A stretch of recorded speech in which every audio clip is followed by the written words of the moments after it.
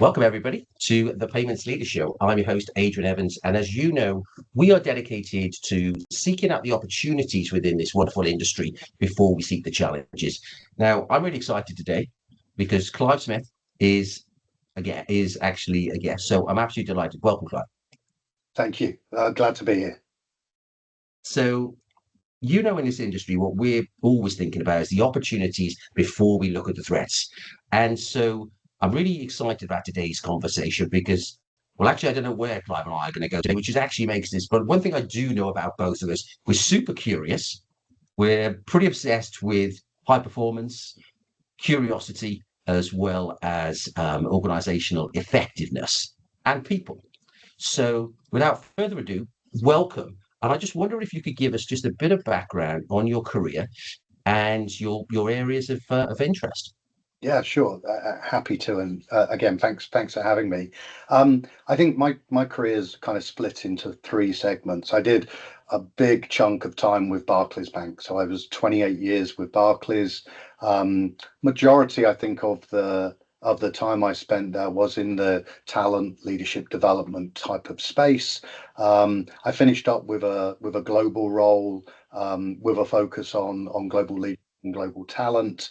And quite honestly, Adrian, had enough of it. I've been through a number of cycles of centralization, decentralization, and I think once it starts to feel a bit the same and it stops to challenge you, it stops challenging you, then I think then it's time to think of something else. So I actually thought I would unleash myself as a consultant to the world, and it didn't really work out. In that, I was quite quickly hired by an ex-colleague from Barclays who was at South African Breweries, South SAB Miller.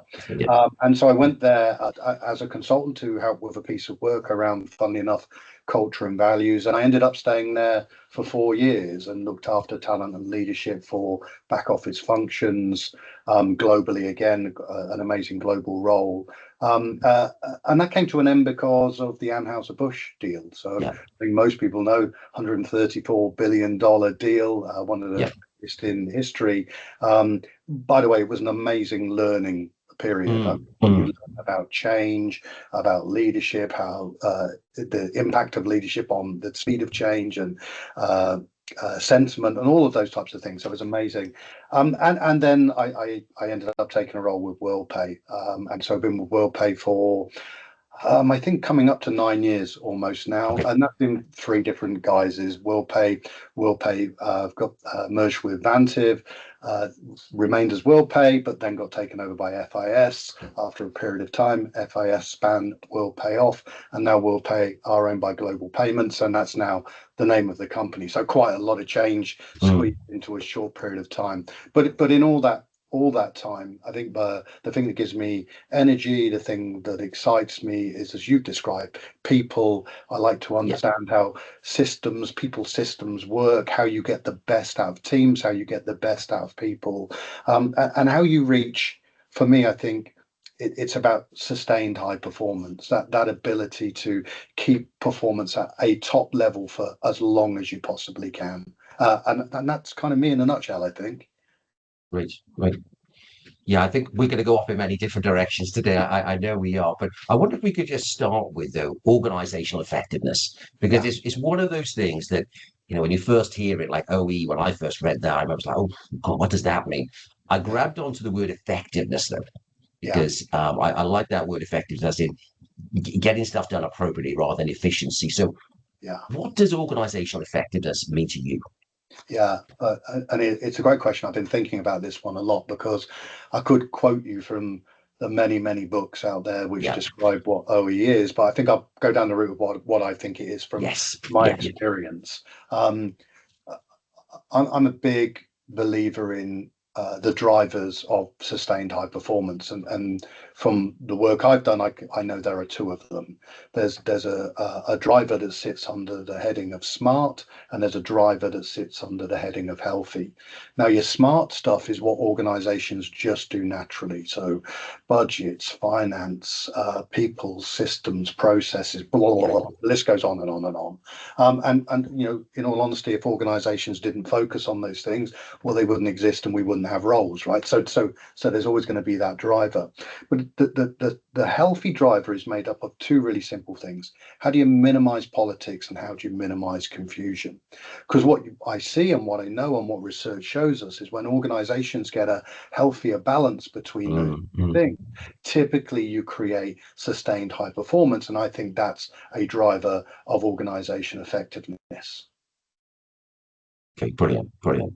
I wonder if we could just probe in a bit further on that about this healthier piece, because tell me more about reducing politics Yeah, and suppose focusing on business.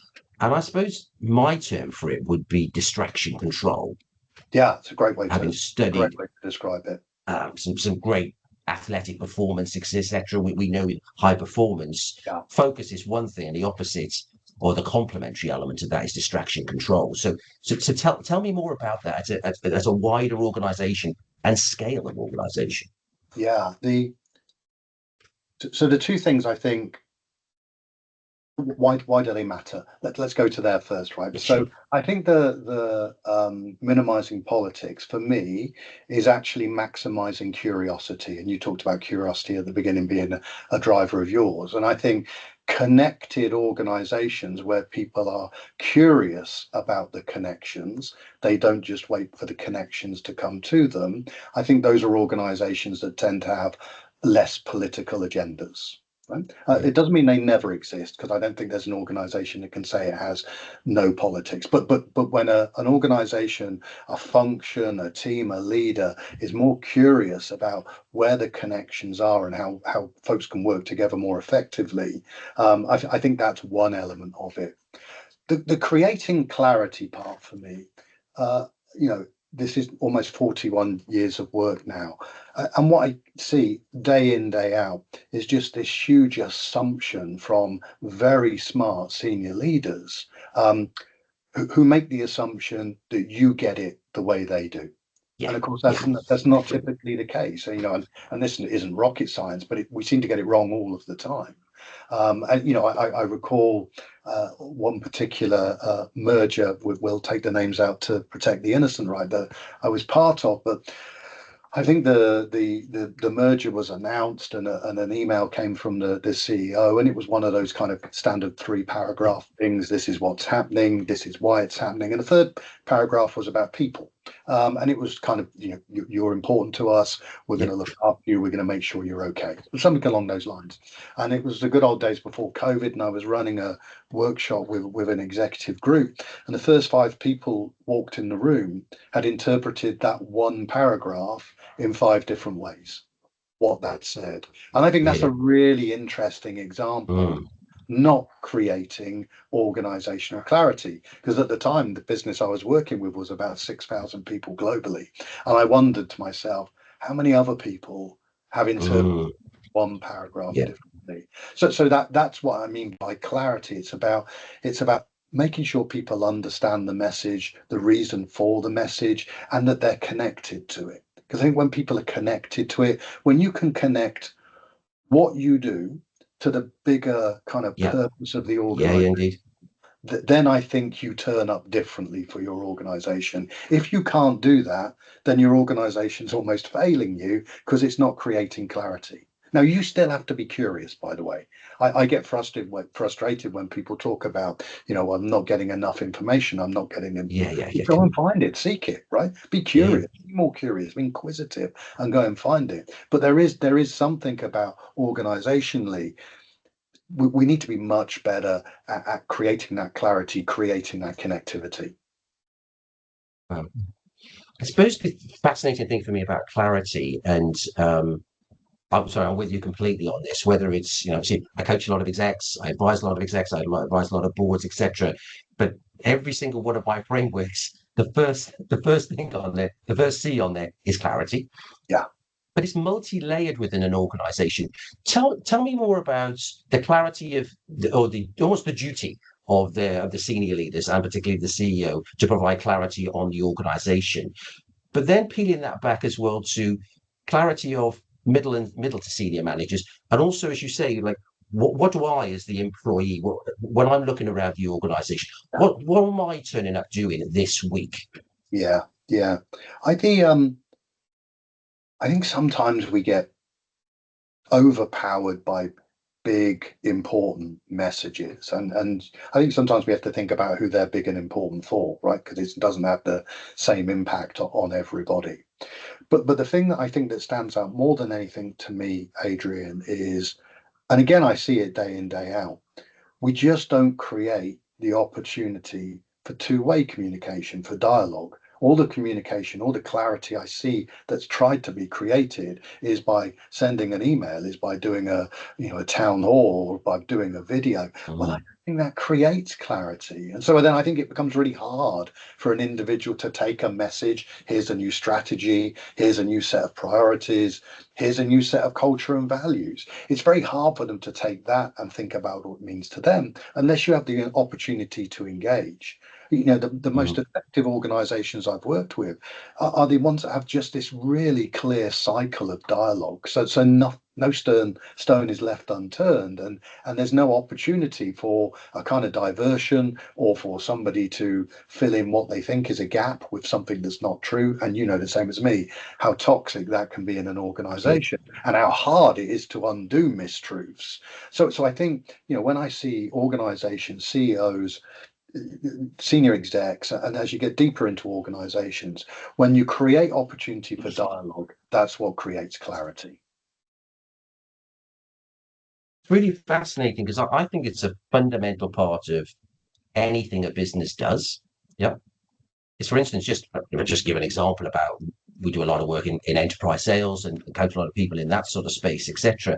And I see a lot of people saying to me, "Oh, we need new logos, or we need to hit these numbers at various points." Yeah, And I always say to them, "That's great. That's the right-hand side of the equation. yeah, There's something called a relationship this side of the equation yeah, first, and there's a need before the relationship, and there's something called dialogue before that. Now, you yeah, might have data before then, but yeah, dialogue, and actually, especially some of the best people I know in this area, they say to me, you need to, especially in this day and age, you need to earn the right of dialogue. You have to earn the right. yeah. It's the basis of this. Well, I'm 100% with you, because that comes to me to another part of what I think organization effectiveness is, or at least an ingredient of it is trust. Right? You need to have trust in the people you work with your leader, with your CEO, with your organization. I think that's what buys you that right for dialogue, to be, to put yourself on the line, to be comfortable with being uncomfortable, to lean into difficult conversations. You only get that when you have the right level of trust, that enables you to feel comfortable to do that. If we go on from that, I think one of the things that often stops organizations being effective is actually a lack of confrontation, or a lack of conflict. In fact, I don't like the word conflict or confrontation. I actually think it's critical conversation. Do we find the space to have a critical conversation, to find where we need to be, and then to commit to that? Because okay, commitment is a world of difference from consensus. yes. And I think a lot of organizations think they're driving for commitment, but they get consensus. And that doesn't drive the same outcome. But you've got to have trust to lean into the difficult conversation to then know what you're committing to. Now we're going to dive in part two, well and truly into this, so we could go Yeah, down there for a cool. while. But I wondered if we could keep this here with trust. Can you give me your definition of trust in Yeah, this part?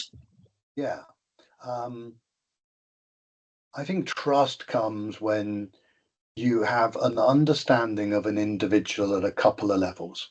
I think there's a business level, right? So I trust you to do the things that you say you're going to do. I kind of hold you accountable for those things. But Mm, we've got a relationship that's built in a certain way that makes me know I can trust you to do that. And you may have built that trust by meeting some of my needs, which might be, if you say you're going to do it, you're going to do it, or yeah. if you can't do it, come and tell me, those types of things. But then I also think there's trust at a different level, at a very personal level. And I think Yes. you build that level of trust when I know about you. I know about Yeah. your background. I know about what's important to you. Mm, I know about your values. I know about your beliefs. And by the way, I only get to do that by being inquisitive. I can't just hope you're going to give me some of that stuff. Yeah, So yeah, when you have those two levels of connection, that for me is ultimate trust. yeah. And I think actually it's interesting for me then the value there of a shared experience. Yeah, You know, the other day I was talking to a good friend of mine of 33 years, and of course, instantly, all of the stories when I reflected afterwards, oh, remember this, remember that. I was thinking of yeah, you the other day because I was going past this, I was going past that, and you've got that shared experience, and especially a shared experience was a little bit of adversity, and you came through and you helped each other together, or as a group you helped it. That's almost exploding level of that. yeah. Um, so in terms of that, I think trust is a very personal thing. Yeah, it's very personal, and it's a journey, not a destination. I think You people know, forget that, right? It doesn't just happen by accident, and you have to work to maintain it. And there are all sorts of external forces that impact that, right? Some of those are in your control, and some of them are out of your control. But you have to keep working at trust. And I think particularly in organizations, right? Curveballs come in all of the time. And so you think, you make a change in direction, or you make a priority call, you could well lose trust in your team, indeed. right? And that's a very simple way of doing it, and that's not intentional. It's just an organizational, an organizational decision rather. So then you've got to go back and work at it again. You've got to go back and build that back Okay. up, and to maintain that, because I think that's what makes really effective teams: high levels of trust. Yeah. So So we're talking about relationships ultimately here. Yeah. Yeah. And we're talking about pragmatic working relationships ultimately. What are the other vital components for you that include relationship development that are fundamental components to effective relationships that lead to high performance? Yeah. This is going to sound really strange, but I'm going to say it is about effort. Right? Yeah, yeah. I think you build relationships with people with effort, sometimes with compromise, right? But I think you have to work at it. This is the way I look at it, Adrian, right? And I think about this a lot. You know, I think if you're going to be a truly connected organization, you need to have deep relationships with people. Yeah. And I look at people and I think, are you a success partner of mine? Right. So am I reliant on you for success?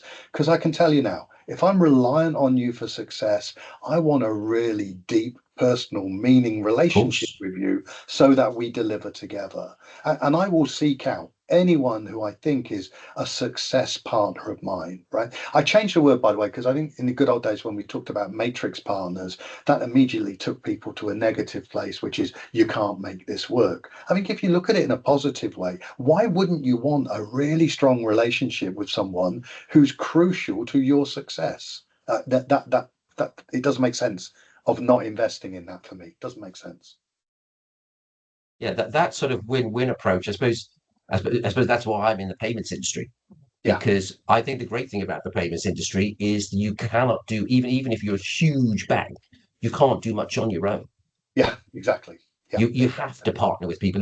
There's always a missing piece to your piece of technology or relationship or whatever it may be. That I know it's the basis of the four-party model, etc. But we have to seek multiple wins. And you think we do that at an industry level? Why we wouldn't do that as a personal level? And yeah. so, Well, Adrian, I can tell you, I work with a team at the moment, which I would put in probably my top three highest performing teams I've ever worked with. Here's why I think they are. yeah, Because this person, when they have their monthly meetings, quarterly offsite, he doesn't just have his direct reports. He has his HR partner, he has his yeah, finance partner, he has his engineering partner, he has yeah. his product partner, and many others, legal, Mm. risk, compliance, that type of thing. Now, does it make an enormous group of people? Oh, yes, it does. And by the way, if you're facilitating a group like that, you earn your money, right? I But know, I know. I've done them. I've done them. Yeah. but but it's a It's high connected. performing, connected Absolutely. team. That I always think, as a consult, I consider myself a consultant. I'm an internal person. I call my internal customers, I call them clients, right? Why do I do that? Because I'm deeply invested in them. What helps me to be successful? I want to understand their business completely, and that's what happens in high performing teams. So if you're the HR partner, when the finance partner talks, you pay attention. because you're interested in the numbers and you're Okay. interested how that connects to what you might do in recruitment or reward. And if you're the Okay. risk person, I think it's that type of thing. That's why I have a deep knowledge of every client I work with. I want to know their numbers. I want to know attrition. I want to know those things because that helps me to do my job well. Okay. We need more teams that do that, that kind of have that interest. So that's fascinating because I will doff my cap to a particular leader that I started working with about 5, 6 years ago, and he takes this exact approach. Right. Okay. Yeah. Now, that was very different from practically any other bit of facilitation I'd done before, which Yeah. was you had to have a certain number of letters, Yeah. okay, to be on that particular one. Yep. Yeah. That you had to be in that particular group. Whereas he said, actually, look, so what would you say to the people? Hey, that's suddenly there's 2.5 times the number of people in that room. Yeah. How do you get everybody a voice? Yeah. Shouldn't they be doing the doing whilst we're doing the strategy or whatever? Yeah. What's the downside of getting that many people out of alleged productive work per day Yeah. when they're sat strategizing? Yeah, it's that's a great question. Um, and you get the value from results, right? So there's a payoff over time, right? I don't think you see it immediately. I do think it's also about how do you structure what gets talked about in those meetings, right? Because Okay. you've seen it the same as I have, Adrian. This isn't about justifying your existence as a member of the team. This is about contributing to the greater good or the next stage of this team. And I think when you bring teams together like that, it needs to be as much about thinking about the future as it does reviewing the past. And I think sometimes that's out of balance. You make more of it about what do we need to be aware of? What do we need to be thinking of? What are the things we need to be doing to satisfy our clients in 1 year, 2 year, 3 year, 4 year? That's way more valuable than bringing people together every quarter to talk about this quarter's results. You don't need everybody to do that. Yeah. Brilliant. Okay, I think that nicely brings us to the end of part one because I'm super Sure. excited about part two because we're going to dive deep on things like trust, Yeah. curiosity, etc. But just if I could just give a quick summary of just what I've heard so far, would that Yeah. be okay? Yeah, go for it, please. Yeah, I think there's sort of three things that have really stood out for me, which is today that organizational effectiveness for you sort of starts with obviously organizations are very good at the sort of smart elements of that. But dare I say that the human element of that is fundamental. And to get discretionary efforts or additional discretionary efforts, people need to feel connected. And if they Yeah, need to feel connected, well, dialogue must be in place and trusted dialogue must be in place. And that's an opportunity for collaboration.